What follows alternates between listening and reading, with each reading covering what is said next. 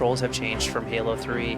Melee is now on the right bumper, and we've also moved armor abilities, which are new to Reach. They're on the left bumper. So the 4 buttons at the top of the controller, both triggers and then both bumpers, are really the main core combat in Reach. So you've got your right trigger fire, left trigger grenade, right bumper is now melee, left bumper is now armor abilities. Armor abilities are brand new. They're part of your loadouts. Loadouts are brand new as well. Every time you die, you get to choose from a loadout, and that's a pre-existing set of weapons and armor abilities.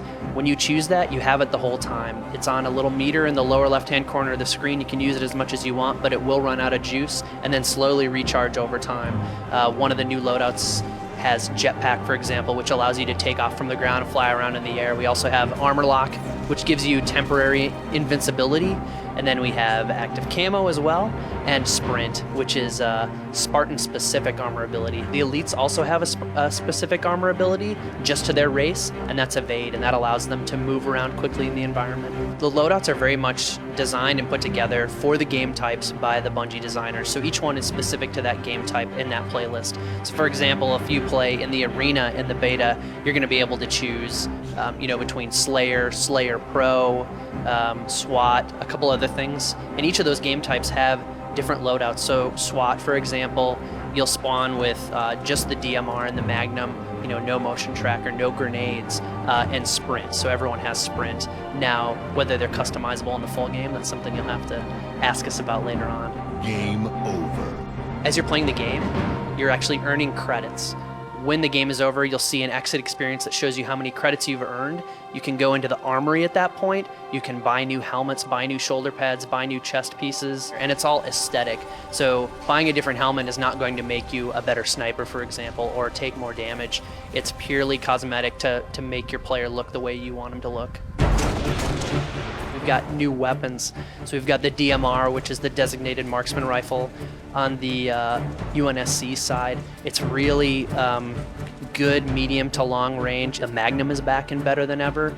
You actually takes the same number of shots to kill someone with the Magnum that it does with the DMR. The Magnum also has a scope as well, similar to the Halo 1 pistol, but we've moved that range back a little bit, so it's more of a small to medium range weapon. Close call.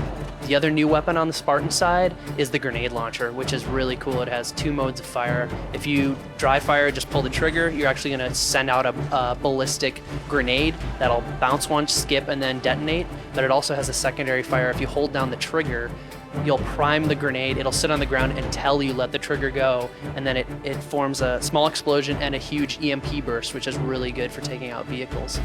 Now on the elite side, there's actually multiple new weapons. We've got the plasma repeater, which is the elite version of the assault rifle, but it tears through shields really quickly, and as it overheats, it starts to slow down in terms of its firing capabilities, but you can vent that by pressing the X button, which will actually not let you fire, but gets you back into combat pretty quickly. We also have the focus rifle, which is kind of a cross between the Sentinel beam and the beam rifle from Halo 2 and Halo 3.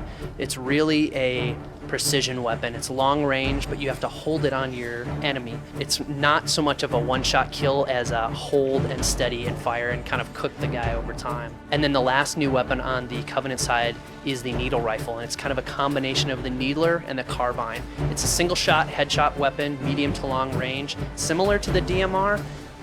Takes 6 shots to take down a Spartan shields, then 1 shot when they're unshielded will kill them, or if you put 3 body shots in, it'll actually super combine like the needler, and a huge pink explosion will happen.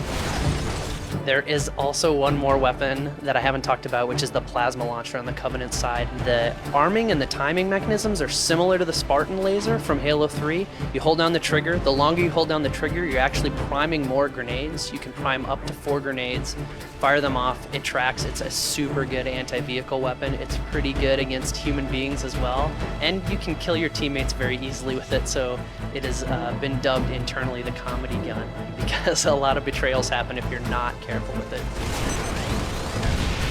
There's so many things we've improved from Halo 3. I think players are going to really have a good time playing it, and there's going to be so many things working behind the scenes that'll just make the experience awesome without maybe them even knowing why it's awesome, and have a good time and give us good feedback. Revenge.